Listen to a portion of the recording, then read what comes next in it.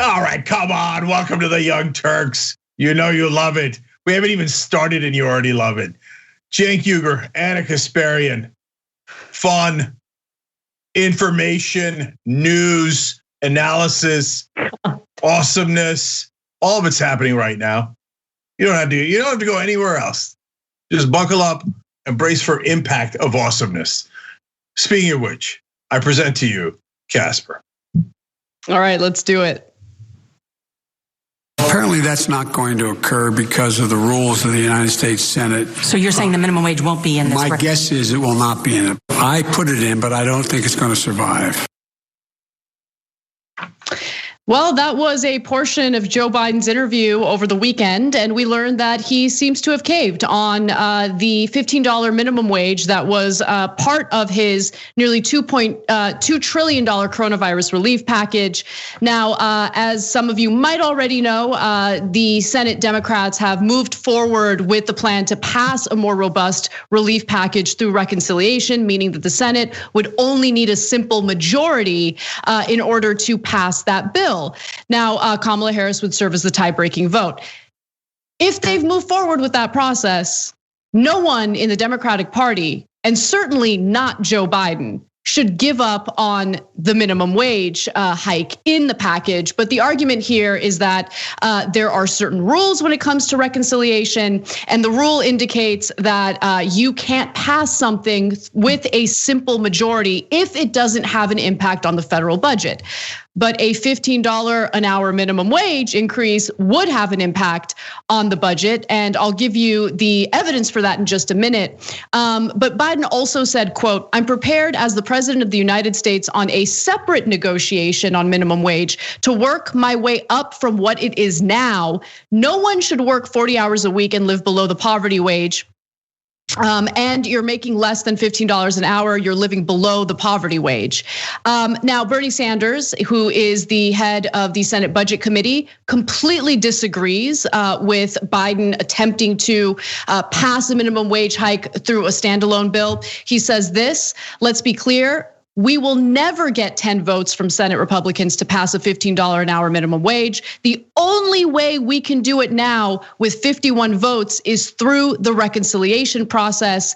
And I want to be clear that the reconciliation process is something that applies to increasing the minimum wage. Cenk, before we go to you, let's hear a little more from Senator Sanders during his interview with Jake Tapper over the weekend. Now, to be clear, he supports raising the federal minimum wage. He just thinks it's not going to make it into the final bill. You're the Senate Budget Committee chairman. Is President Biden wrong? Well, I hope he is, Jake. As you indicated, the president supports the $15 an hour minimum wage. I do.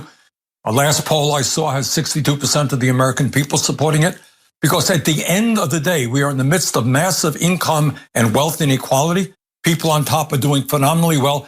And yet we have literally tens of millions of Americans working for starvation wages. You cannot make it in any state in this country on $9 or $10 an hour. We've got to raise that minimum wage to $15 an hour. And I can tell you, as chairman of the Budget Committee, we have a room full of lawyers working as hard as we can to make the case to the parliamentarian that, in fact, raising the minimum wage will have significant budget implications and, in fact, should be consistent with reconciliation. So just a little more context. There's something known as the Byrd Rule. That's the rule that I was referring to earlier, indicating that anything passed through reconciliation would need to be legislation that has an impact on the federal budget.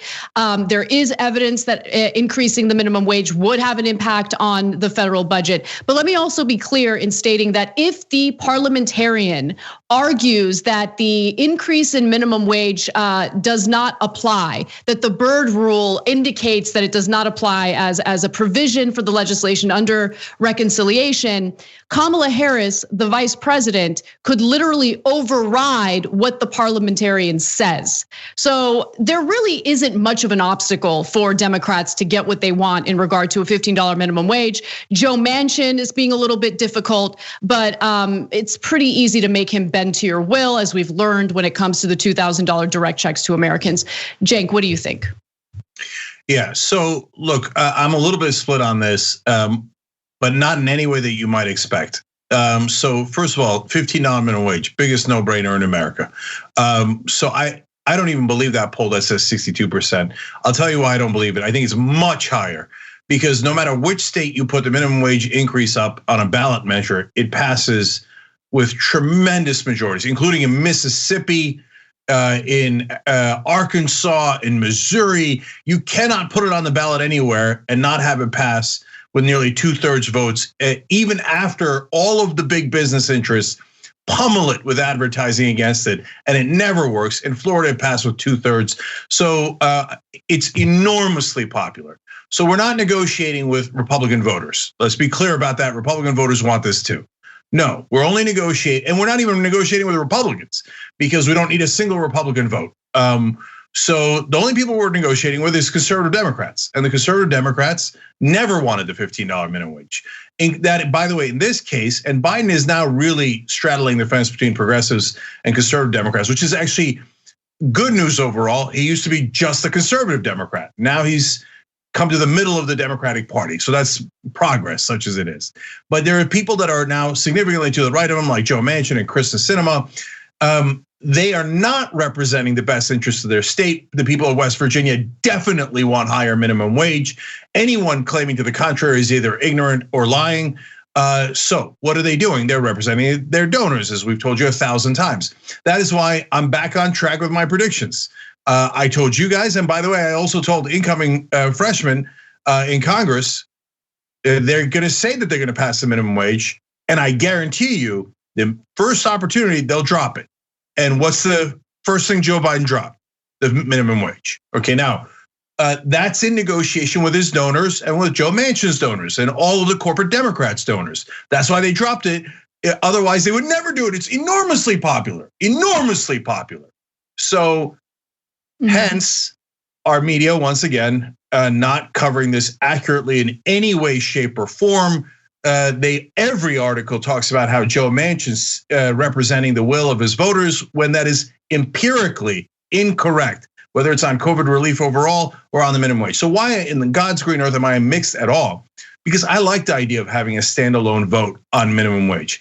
I want to put the Republicans, and I want to put Joe Manchin, and I want to put Joe Biden, and I want to put everybody on the record. Which side are you on, donors or voters? Because the voters are super clear. If you vote to make sure that they have lower wages, there should be tremendous political consequences. And I also like it because it won't give the mainstream media, Anna, much room to hide. They'll pretend and pretend and pretend that the people of West Virginia and Mississippi don't want it, and we'll prove them wrong time and time again until we expose the mainstream media and corporate Democrats as the liars that they clearly are. I believe that the Progressive Caucus should withhold its vote on the relief package until it has a $15 an hour minimum wage. The way that Biden proposes the minimum wage increase, by the way, certainly falls short, because it's not like the bill would pass and tomorrow the federal wage, minimum wage would be $15 an hour. It would take 4 years for the wage to get to $15 an hour. And Cenk, the reason why I don't think a standalone bill makes much sense is because, okay, they have that standalone vote or a bill on that or vote on that standalone bill. Who's going to hold the politicians accountable when they vote against an increase in the minimum wage? You think the corporate media is going to do that? Of course they're not. Are we gonna do that? Of course we will. How much influence and sway does that really have? I think what's important is getting that $15 an hour minimum wage passed as soon as possible. And the best way to get that accomplished is through the reconciliation process. I guarantee you that there will be no minimum wage hike under the Biden administration if they attempt to do it with a standalone bill. No one's gonna hold anyone accountable. Immediately the corporate media will shift its focus onto think tank studies that are funded by millionaires and billionaires, indicating that a $15 an hour minimum wage hike would be disastrous for the economy. We would lose tens of millions of jobs if that happened, even though the real evidence and data does not bear that out. Okay, let me be clear because we're gonna ask you guys to vote on a poll too. TYT.com/polls. Should it be standalone or should it not? Number one thing that I want to be clear about is that Anna and I are not disagreeing on the most important stuff. So if you said to me, Cenk, push a button and it's included in the overall COVID relief or it's not, I'd definitely push the button. Yeah, include it in COVID relief because then it'll pass. And I just want it to pass. That's the most important thing by an order of magnitude. That's definitely the most important. So I would rather have it be in there. What I'm telling you guys is I knew for a fact that Joe Biden didn't mean it. He uses as a negotiating tool. He knew that he was gonna drop it, just like Obama knew he was gonna drop the public option. And when I said in the beginning that Obama was gonna drop the public option, every reporter, every mainstream Democrat said, Cenk, you're unfair to Obama, it's outrageous. He has pure intent, he's an angel dropped down from heaven above, and you're a monstrous skeptic, etc. And of course, he dropped it at the first possible opportunity because it was a negotiation ploy. He never meant it. Joe Biden never meant putting the $15 minimum wage in the COVID relief bill. So he had meant to drop it all along. So if nothing changed, Anna would be right about the second part of it as well. Like, you think the corporate media wants to hold him accountable? Of course not. That's why I'm saying, in order for us to win this fight, the first people we got to get through is the corporate media, who's going to tell you, oh my God, the beloved think tanks, all funded by multinational corporations, tell you your wages should be dirt low, and we will regurgitate that like morons, or they're butlers basically. So I know all of that, and Anna's generally right about all of that. What I'm saying is, I think we have a unique opportunity on $15 minimum wage, and besides which, we don't have a choice because they were always going to drop it. But we have a unique opportunity there to make a progressive stand on a standalone bill and say, we will put every ounce of media that we have, every ounce of power that we have behind this bill, because we have everybody on our side in terms of the voters. So if corporate media and corporate Democrats want to oppose us on $15 minimum wage, I'm telling you now, they better be careful what they wish for. And Anna, I swear to God, we're going to hold them accountable. Yes, Cenk, but it's not just about us. Media, yes, progressive groups. Anna, you think I can't primary people? Okay, Cenk, I'm not saying that we're not gonna hold people accountable. And yes, I know that we're gonna primary people. It's what you do. It's what Justice Democrats has been pretty successfully doing. But my problem is, like, we can't wait for the midterm elections to hopefully get more progressives in there and get minimum wage after that if we're lucky. Like, time is of the essence. Yes, I think progressive media, with TYT obviously included in that equation, is gonna hold Biden and other Democrats who vote against increasing the minimum wage accountable for that.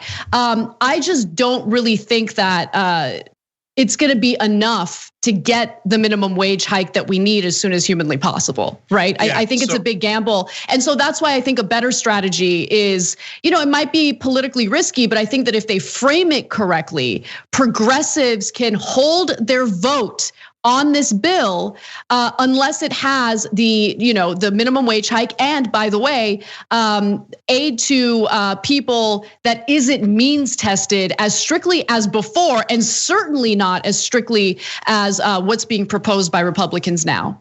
Yeah, no, and that's why I'm telling you that I promise we will break them on this issue. And Anna's right. In order for us to win, we have to break them because they're not going to want to do it. And they're gonna fight tooth and nail. And by the way, I'll tell you ahead of time, another trick that they will do when it comes as a standalone bill. The Mansions of the world will say, and Joe Biden will secretly agree ahead of time, that instead of making it 4-year transition, they'll wanna make it 10 or 15-year transition. In other words, you're never gonna get it. We're gonna wait till the Republicans get back in charge, and then they'll cut it before it even goes into effect. So no way. It has to be in that timeline, and we will break them. And so, and I hear you. We're not, look, if Manchin and Sinema are protected by corporate media, and the people of West Virginia and Arizona never find out they're corporate stooges, yes, then you cannot win in the short term. But if we can break through, not just TYT, but all of us fighting together, all the groups, all the media fighting together on this issue, can break through and say there is no excuse. The only reason to vote against it is because you're a corporate butler and you take orders and you're deeply, deeply corrupt. I swear to God, we're gonna break them on this issue. Okay, so we do have a poll on this. So here's what the question is: should Biden fight for a $15 an hour minimum wage now as part of the COVID aid bill, or kick the can down the road as a standalone bill? You can participate in this poll by going to tyt.com/polls/minimum wage. That's tyt.com/polls/minimum wage. We really want to hear where you guys stand on this issue.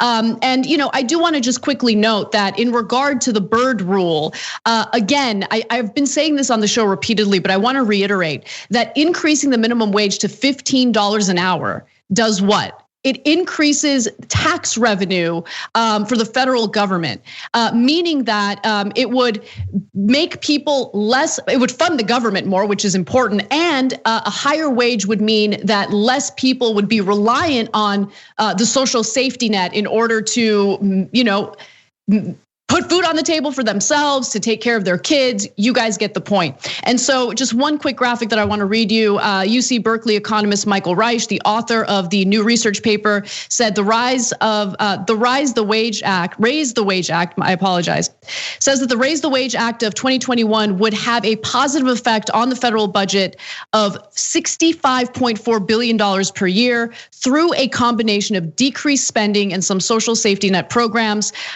which many workers are forced to rely on due to low wages and increased tax revenue. As you guys know, I mean, the people who take advantage of the social safety net more than anyone happen to be these massive corporations that underpay their employees, which forces the federal government to subsidize them by paying for government programs for their employees. Basically picking up slack for their employers. So this is something that does apply, does qualify under the Byrd rule. Let's not waste any time. You're absolutely right, Cenk. Democrats are the ones who are standing in the way of this, but I really think that progressives can play hardball here and win. Yeah. All right. Last thing, guys. Don't get bogged down on process arguments. It's a cover story for what they actually want to do. Reconciliation, Byrd rule, filibuster, whatever. Democrats have 51 votes when you include Kamala Harris. And Republicans passed everything through reconciliation, including giant tax cuts and their effort to kill healthcare for all of us, okay? So, and some of those had budget implications, some of them didn't. They didn't care at all. They just used their power because they're not schmucks or liars like the corporate Democrats, okay? So if the Democrats want to, they can pass every single thing. Any process argument is by definition a lie, okay? Wait, do you want it or don't you want it? There's a big update. There's a big update that Brett just sent me. So according to a post by the Progressive Caucus, big news, the Progressive Caucus has secured the inclusion of a $15 an hour minimum wage in the House's pandemic reconciliation package. This has been a leading priority for our caucus and would give 27 million Americans, low-wage Americans, a raise. Now, of course, this really relies on how the Senate reacts.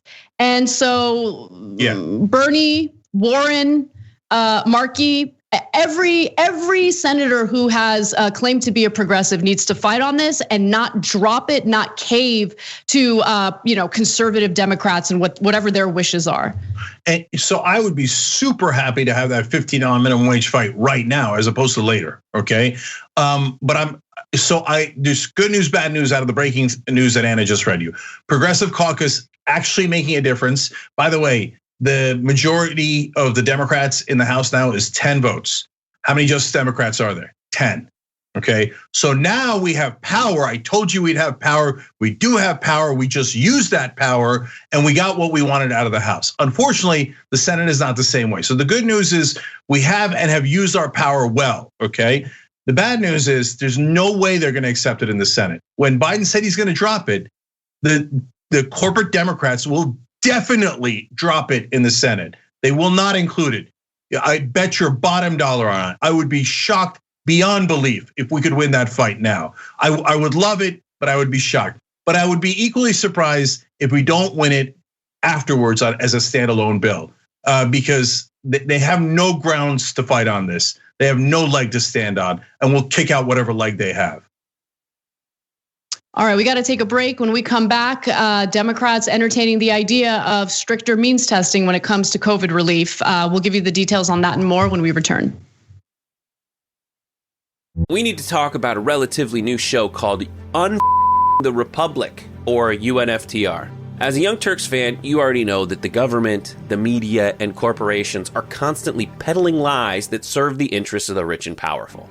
But now there's a podcast dedicated to unraveling those lies, debunking the conventional wisdom. In each episode of On the Republic, or UNFTR, the host delves into a different historical episode or topic that's generally misunderstood or purposely obfuscated by the so-called powers that be, featuring in-depth research, razor-sharp commentary, and just the right amount of vulgarity. The UNFTR podcast takes a sledgehammer to what you thought you knew about some of the nation's most sacred historical cows. But don't just take my word for it. The New York Times described UNFTR as consistently compelling and educational, aiming to challenge conventional wisdom and upend the historical narratives that were taught in school. For as the great philosopher Yoda once put it, you must unlearn what you have learned. And that's true whether you're in Jedi training or you're uprooting and exposing all the propaganda and disinformation you've been fed over the course of your lifetime. So search for UNFTR in your podcast app today and get ready to get informed, angered, and entertained all at the same time.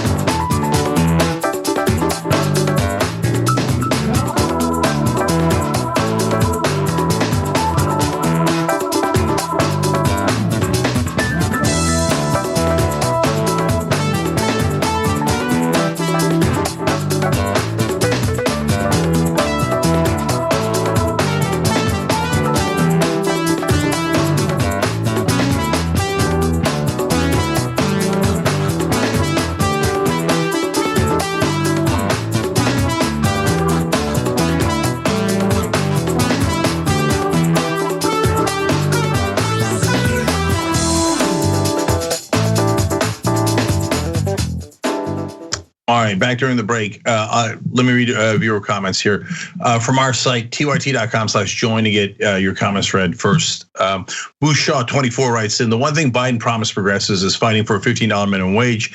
Shocking, he's a liar. Who could have predicted this? Guys, I want to be clear about that too. So I knew that Biden would drop it out of the general COVID relief bill. That doesn't mean he's not going to bring it up or push to bring it back up as a standalone bill. I think he will. Now, what will his position be at that point? I think he doesn't even know his position. I think he will see how the fight between Bernie Sanders and Joe Manchin plays out and then make a decision. Because he really has been pushed to between progressives and conservative Democrats. So if you'd asked me 2 years ago, would Joe Biden be in favor of that? I would have said, hell no, no way, right? And maybe 2 years from now, it'll be easy to get Joe Biden to agree to it. Right now, it's a 50-50 proposition, but at a minimum, it will come back up as a standalone bill. There's no chance that it won't. It doesn't mean it'll pass. Then it'll be the fight that Anna and I talked about in the first segment. All right, the illiterate writes in, only 638 days till Democrats lose the majority in both houses of Congress. We should create a doomsday clock for that inevitable event. Yes, if they keep going like this, that'll be the situation. But honestly, as much as you hear me, including the first segment, fighting against establishment Democrats, the Democratic Party has moved a smidge to the left in a way that I have not seen in literally decades. So we are having some effect here. The Aardvark says Biden essentially giving up on $15 minimum wage just shows how Democrats love to campaign on progressive policies and then play apologists and wave the white flag as soon as they possibly can because they have no interest in the actual policy itself. Well, as a general way of describing the game that's being played, that's about 100% right. And so again, our audience understands politics, no joke, no exaggeration, way better than the average political reporter at Washington Post, New York Times, or any of these mainstream news outlets. None of them have figured out that very simple thing that you're talking about. Tom Zawacki says we shouldn't just pass a $15 minimum wage. We should include a cost of living increase for the minimum wage on a yearly basis that might keep corporate profits based on introduction of better service and product instead of price increases. So that's a great idea and definitely should be included and is included in some of the proposals. So great job. I told you guys, you have this thing figured out. Let's keep doing this and we're gonna win on this issue together. We'll be right back.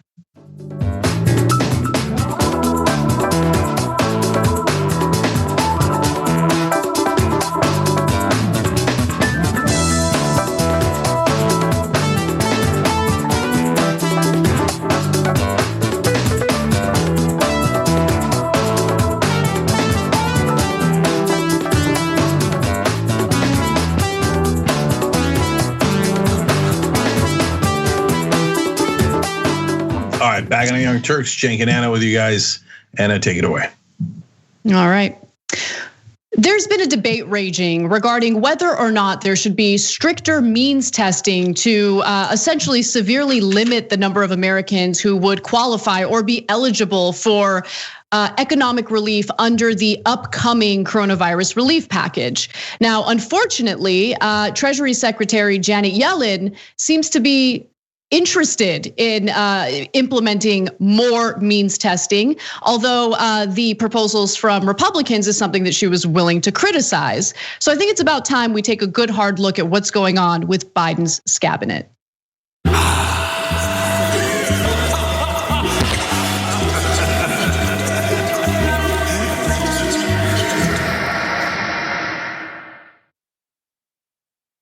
Now, under what conservatives are fighting for, the means testing would ensure that people making anything above $50,000 a year would lose some of their eligibility toward receiving relief under the coronavirus relief package.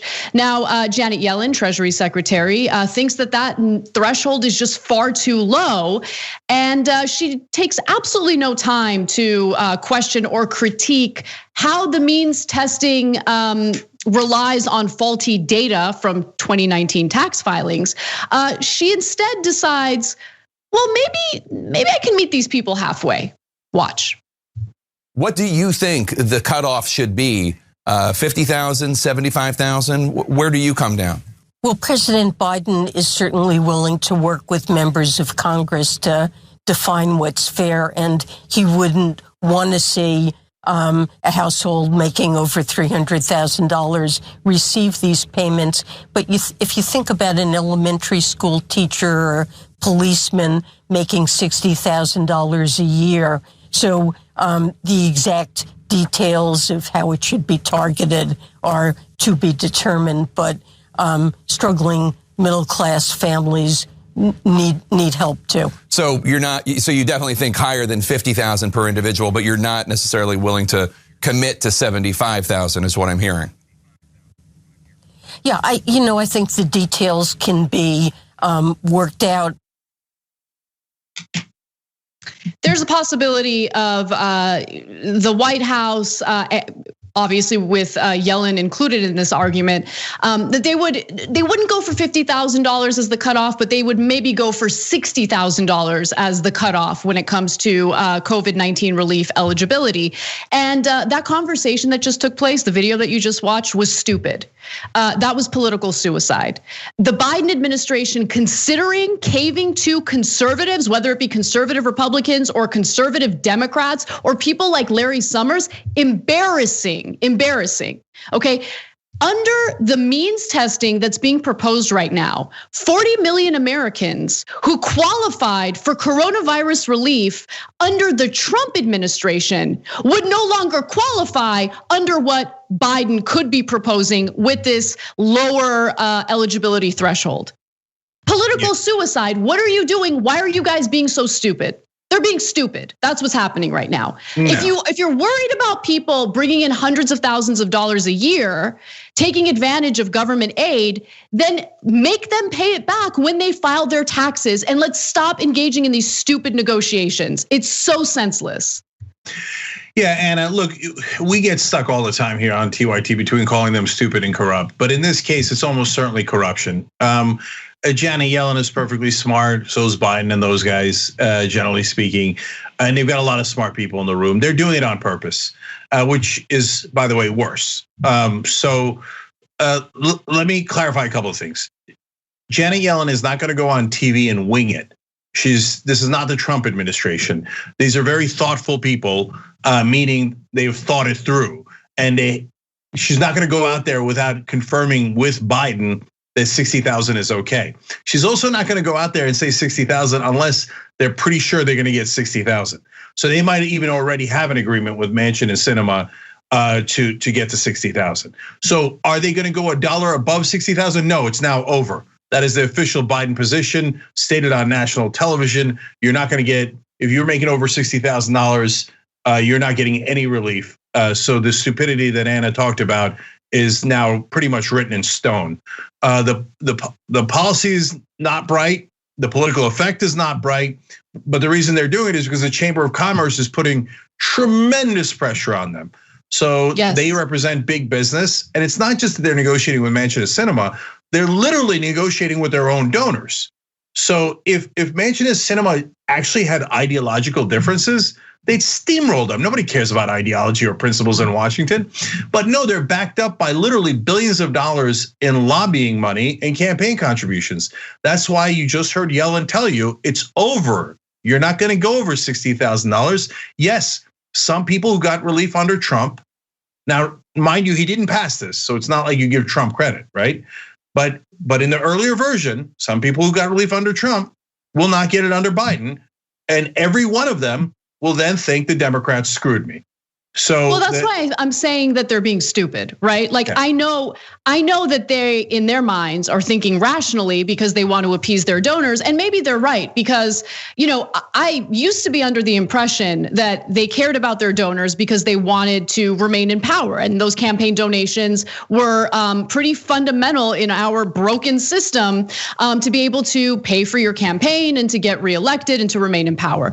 But no, I mean, when you consider that Janet Yellen over the last 2 years collected $7.2 million giving Wall Street speeches, then it doesn't matter if you're in power with the government or not. You're gonna rake in all that money later on anyway, or you brought in a lot of that money before coming back into power as Treasury Secretary. So you're right in that corruption plays a role, but if they care about remaining in power, if they really want to fend off Trump, a Trump type politician, Trump 2.0 in the future, then this is a really dumb way to go about it, especially when you consider, again, 40 million Americans who qualified for government relief, for economic relief under Trump, who would not qualify for that relief under Biden. And I would venture to say that these people would be pretty upset if they were left behind by stricter means testing that was forced down everyone's throats by the US Chamber of Commerce, which, by the way, spent $82 billion lobbying Congress and the White House last year alone, $82 billion.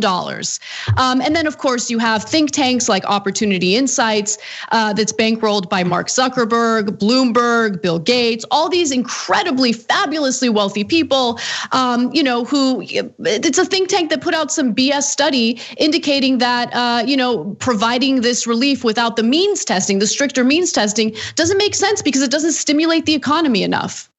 How about maybe this isn't about stimulating the economy? How about this is about keeping people alive? This is about survival at this point. And we're not even talking about $2,000 direct checks to Americans every single month until the pandemic is over. We're literally having a debate right now about how many Americans should qualify for a one-time $1,400 check. That's what we're having a debate about right now. It's absolutely pathetic. It's embarrassing, especially when you can compare us to every other developed country that's actually offered far more relief than the United States has. And when you think about it politically and strategically, this is incredibly stupid. Yeah,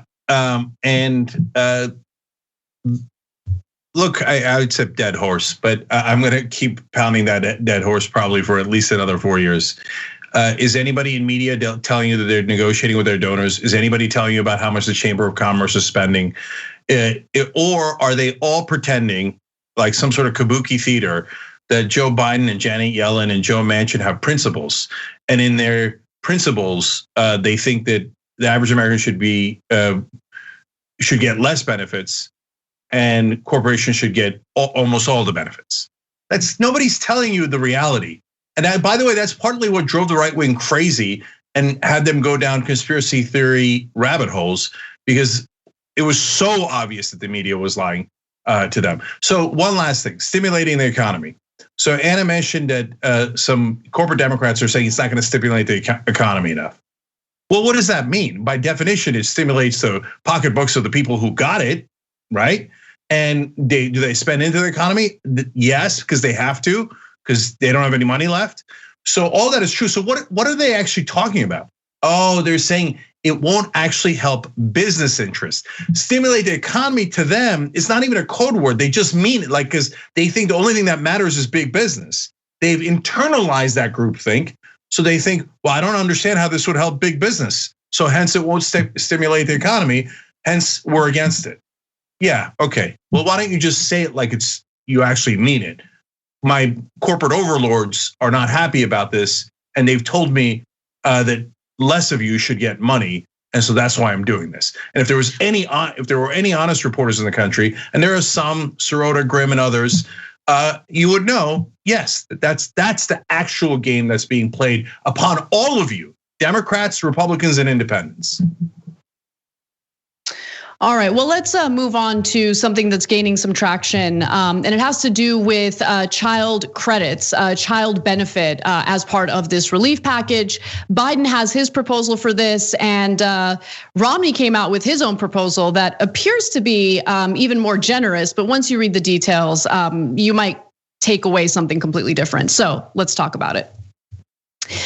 The White House has unveiled a child benefit as part of Joe Biden's relief proposal, coronavirus relief proposal. And Mitt Romney, a Republican senator, has responded with his own version of relief, which, to be quite honest with you, on its face appears to be more generous in regard to how much money an average family would get, depending on how many children they have. But let's break it down, see what Biden's proposing, compare it to what Romney's proposing, and you guys can decide for yourselves how you feel about it, but I'll share my analysis as well. So Biden's enhanced child tax credit bill is one that proposes that the IRS would deposit checks worth $300 every month per child younger than 6, and $250 every month per child ages 6 to 17. This would give parents $3,000 per year for each child between the ages of 6 to 7, and $3,600 per child under the age of 6. Now, this is different from how child credits have worked in the past. So in the past, as you guys know, you can deduct, you can use it as a deduction in your taxes when you file, but this is different. The IRS under Biden's plan, if it passes, would deposit hundreds of dollars into your account depending on how many children you have and depending on how old they are. Now, under the IRS plan, the current IRS plan, under Biden's plan, the IRS would send these payments automatically to American families families, similar to how the $1,200 stimulus payments were dispersed last year. This approach would not require taxpayers to wait until they file their taxes to receive the credit. Families would receive the monthly benefits even if they owe the government more in taxes than the value of the credit. And so that's a really interesting component of what Biden's proposing here. This is different from what Romney would do, right? So Romney would not allow anyone to qualify for this if they're undocumented, for instance. And under Biden's plan, based on the studies that have been done looking into what he's proposing, child poverty in America would decrease by 50%, which, to be quite honest with you, if I were drafting legislation, I mean, my goal wouldn't be to decrease child poverty by 50%. It should be by 100%. But this is a decent first start.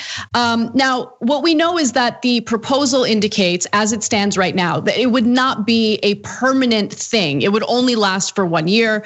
And after it expires for a year, Democrats will try to make this a permanent benefit, not only to lift children out of poverty, but also to encourage people to have children in this dumpster fire of a country that we're living in right now. Now, the current child tax credit provides up to $2,000 per child under the age of 17. The credit phases out for single parents with a modified adjusted gross income of $200,000 to $400,000 for married couples. It's paid as a lump sum, not in monthly increments. And the way that it's paid is, as I mentioned earlier, you deduct, you get a giant deduction in your taxes, depending on how many children you have.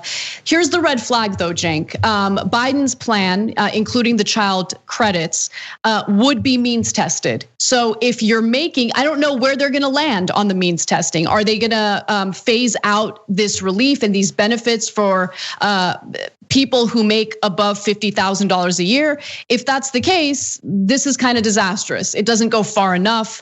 And with Romney's plan, there's virtually no means testing, but there are other issues that we'll get to in just a second. Cenk. Yeah, I mean, there's a little bit of room here for bipartisanship, partly because Republicans love at least married couples making babies. I don't know that they love babies overall or making babies overall, but they like it when married couples. It's fun to make them.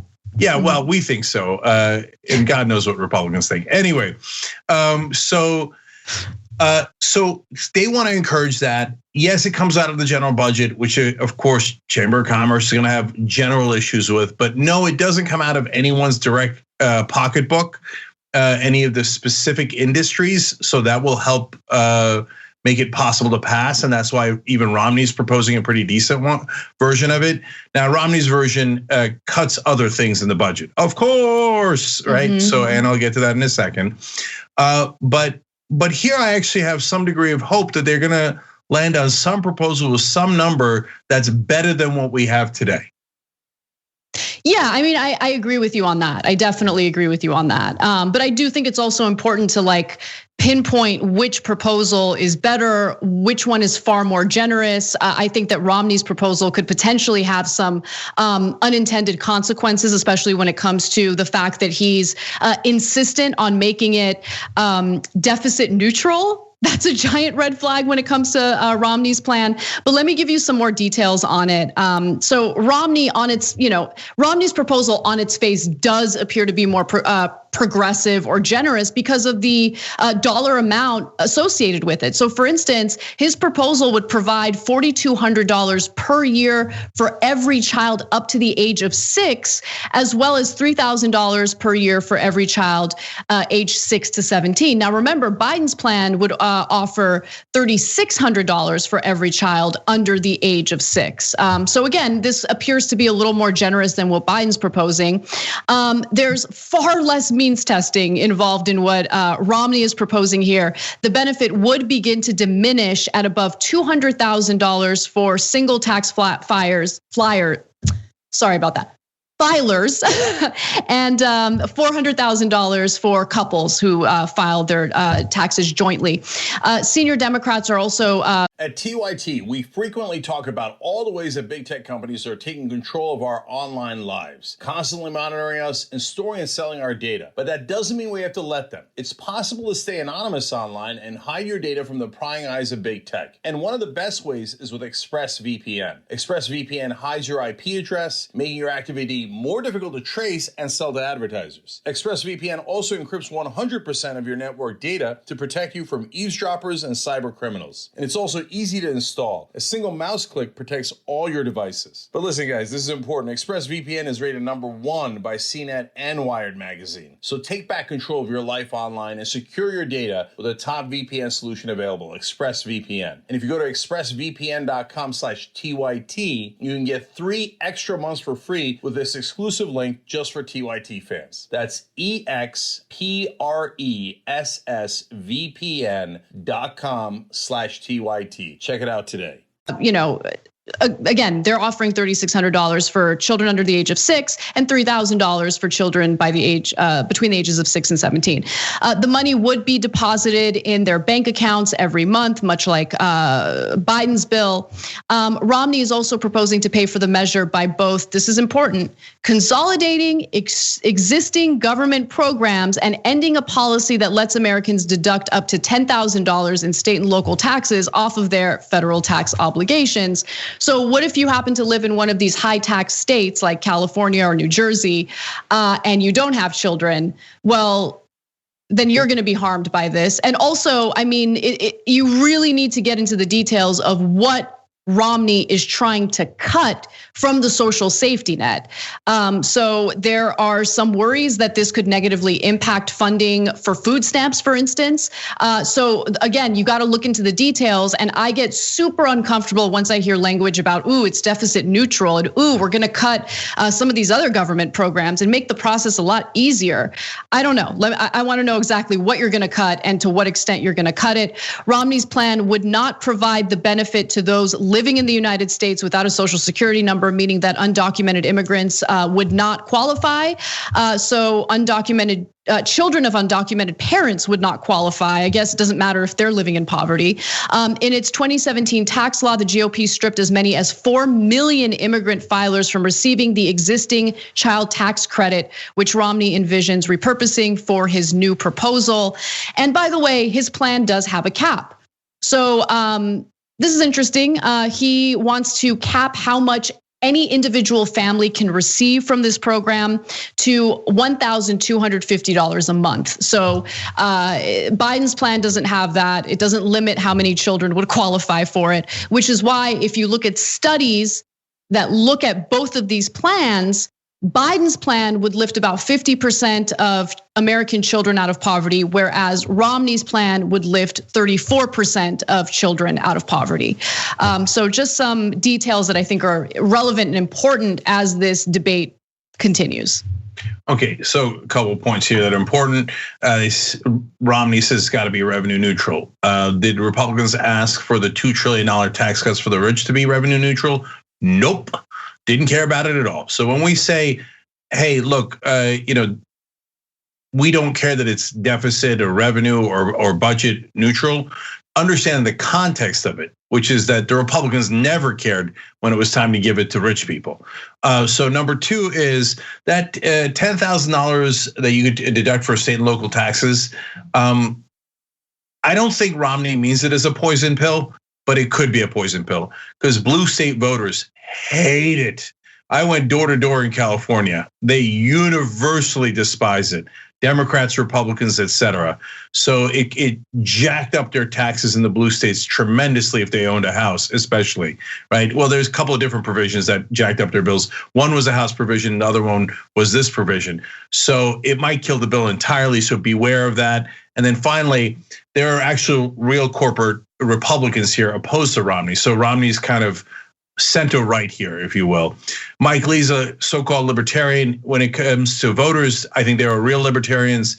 When it comes to politicians calling themselves libertarians, that means I work for the rich even more than anyone else does. So Mike Lee's like, no, this doesn't help the rich, even though I'm also from Utah and have the same exact theoretically political principles as Romney on issues like this. I vote no because I want every nickel to go to the rich. And of course, Marco Rubio, the biggest water boy for the rich there is in politics, has also opposed it because God forbid it should help your children instead of his corporate donors. And that's how this game is played. Well, we got to take a break. When we come back, Lou Dobbs has lost his job over at Fox Business. What a shame. We'll tell you why. We'll give you the details and we'll have some fun when we come back.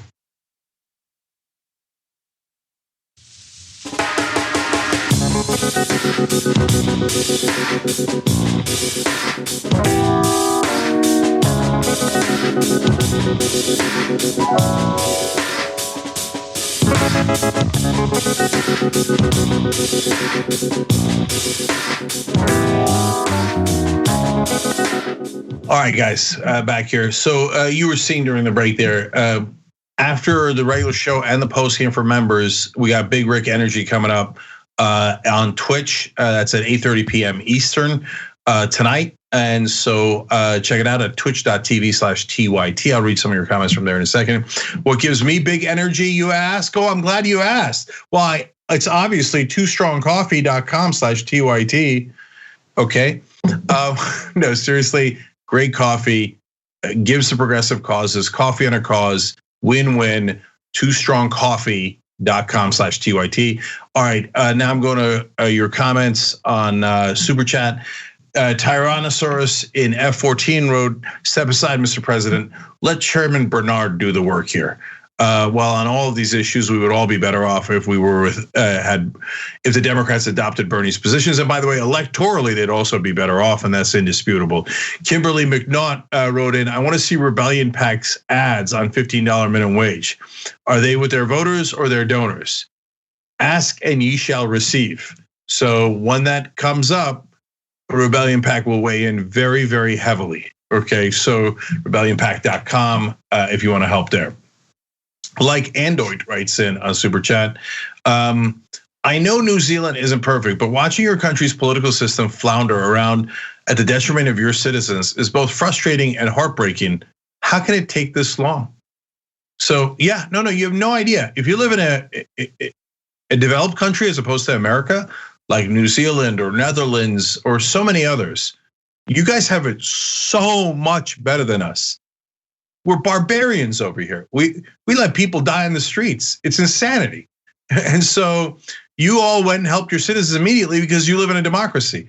Our democracy ended in 1978 when the Supreme Court said that corporations can give unlimited money to politicians. The rest was just playing out the string. So that's what we have to overturn. That's why Wolfpack exists. So wolf-pack.com, okay? All right, now I'm going to Twitch. Crazy Hawaiian in Pennsylvania, as always, now in her 9th month with us. That's awesome. Says, aloha, everyone. Hope you have a great Monday. Right back at you. Verity NS has also been with us for 9 months at tier 3. Thank you. And they add, yo, yo, yo, what's up, TYT? Well, yo, yo, yo, right back at you. Lots of news is what's up. Your mom's a bot has been with us for 5 months. Elder Mind Plus gifted 5 subs. Storm Nomad gave 1,000 bits. I knew the Storm and Mormon in law school. So random Mormon dude, random nickname. Anyways, not Mitt Romney. Doll Stink's been with us for 6 months and says, been a member since DNC-RNC 2016. Love you guys and thanks for all you do. Love from East Coast Canada. When I say 6 months member, that's on Twitch. But a lot of folks have been with us for longer. TYT.com/join to join us anywhere else. You can hit the join button below if you're on YouTube. And as you know, on Twitch, as John Mizze points out, quote, I also want to thank Jeff Bezos for my subscription. If you have Amazon Prime, it's free for you. We get the revenue anyway. It's a win-win. So please check it out at twitch.tv/TYT. We'll be right back.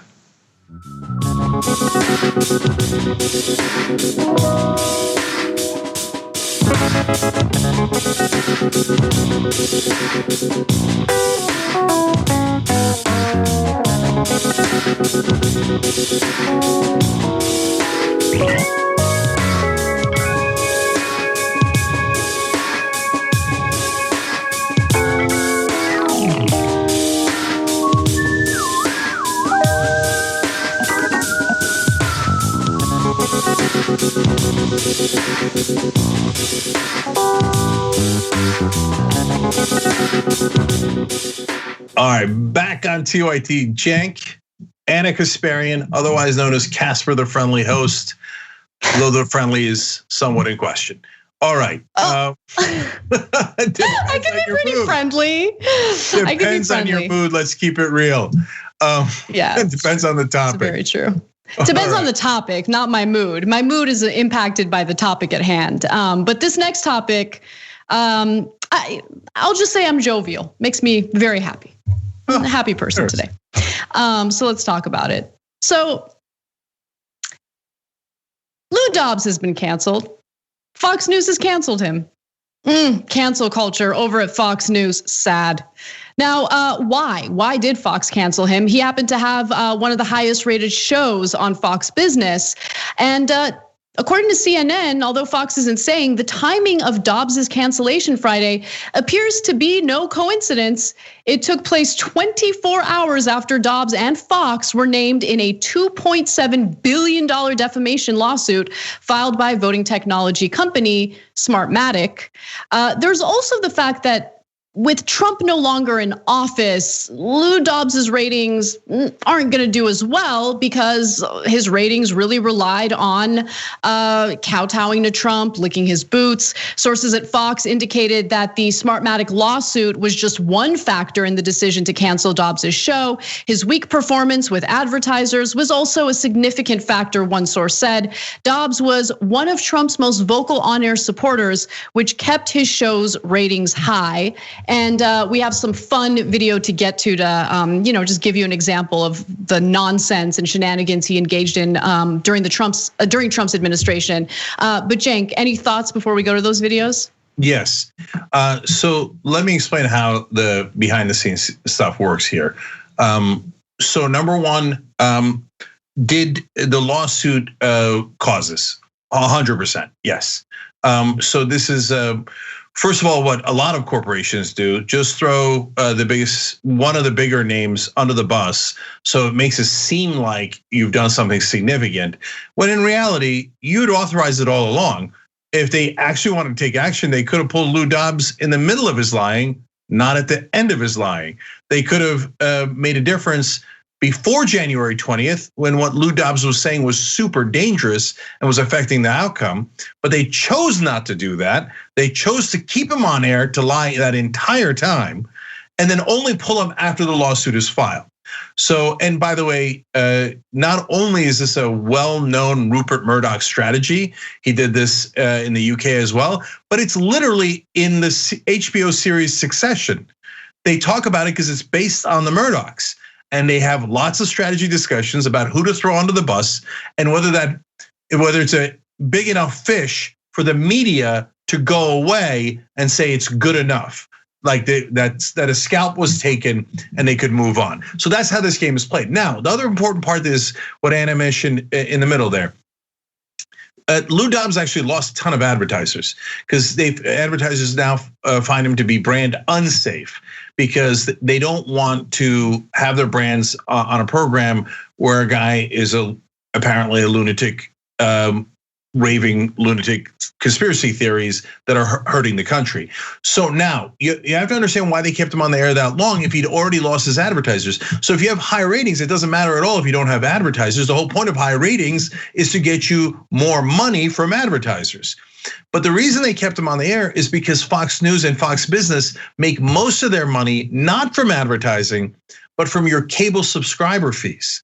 So they need a lot of audience so they could tell the cable providers, you need to carry Fox Business, you need to carry Fox News, so I'm gonna charge you a ton of money for that.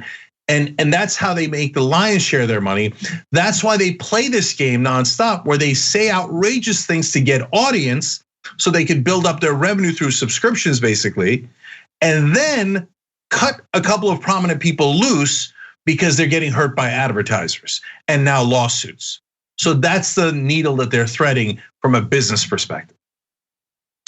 Now, with Luke Dobbs gone, I think it only makes sense to, just reflect on his legacy. And I want to do that chronologically. So many people don't know this, but back in 2007, my role at TYT was not in any way similar to the role that I have now. I was the guest booker, and I'm very proud to report that one of the big names that I got on the show was Lou Dobbs, who got into a pretty feisty debate with Cenk. And so I have a snippet of it to share with you guys. This is from November 9th, 2007. Let's take a look. On facts, there are many things that we can certainly argue about. For example, on your show, you said that a third of the people that are in jails are illegal aliens, but it turns out it's only 6%. Have you corrected that? That's not true. That is absolutely not true. Nearly 30%. Nearly 30% of those people in our federal prisons, okay, are not according to the Justice Department. Yes, according to the Justice Department. I'm looking at the numbers right now. Listen, how can you reform immigration law if you can't control immigration? How can you control immigration if you don't control your border? You do a comprehensive piece of legislation that recognizes the people that are here, that recognizes the future problem, that recognizes controlling borders. You take all of that into account. I have no problems with that, absolutely. He's out in 30 seconds. All right. The book is Independence Day. And one last question for you, real quick, in 30 seconds or less. No. Christopher Columbus. Do you celebrate Christopher Columbus Day? Because he was an illegal alien, right? Didn't ask for permission to come. Actually, I don't like, I frankly am no fan of St. Patrick's Day, Columbus Day, or any other celebration of heritage.